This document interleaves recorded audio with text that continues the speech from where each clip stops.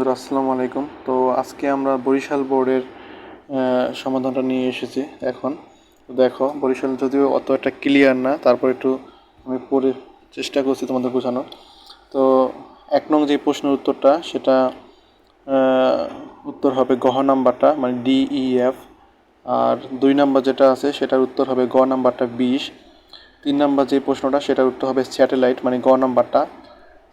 4-এর যেই প্রশ্নটা সেই উত্তর হবে মনিটর, মানে কোনটিতে ডিকোডার ব্যবহার করা হয়, মনিটর, গ নাম্বারটা হবে।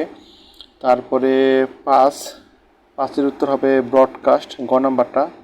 তারপরে এখানে আছে 6 নং প্রশ্নের উত্তর, 6 নং প্রশ্নের উত্তর হবে 1 আর 2, মানে ক নাম্বারটা।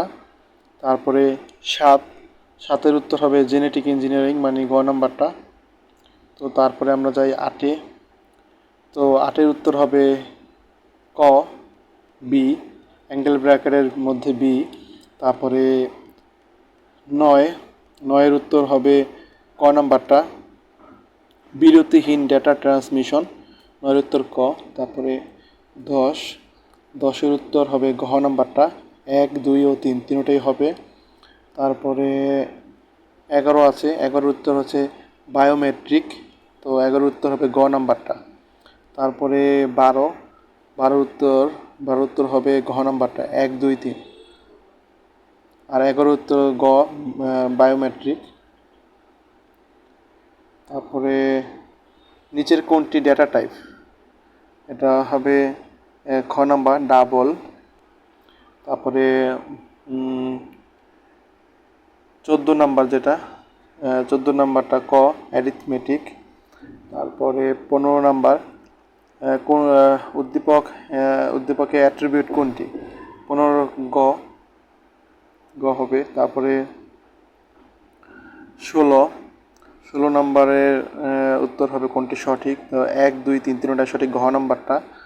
তারপরে 17 নম্বরটা গেট দেওয়া আছে, লজিক গেট, তো এটার উত্তর হবে গ নাম্বার, এক্সর হবে।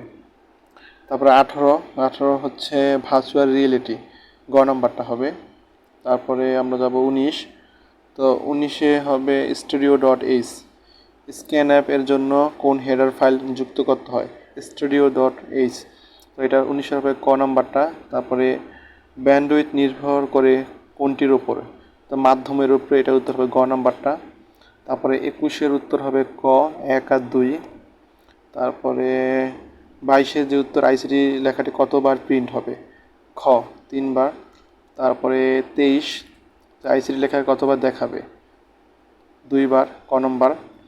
আর কৃত্রিম বুদ্ধিমত্তা প্রোগ্রামিং ভাষা কোনটি, তারপরে গ নাম্বারটা। আমার মনে হচ্ছে আজ নাই, দেখো, ইমোজি কোন কোডভুক্ত, ইউনিকোড, ঘ নাম্বারটা। তো ঠিক আছে, এই ছিল আমাদের বরিশাল বোর্ডটা।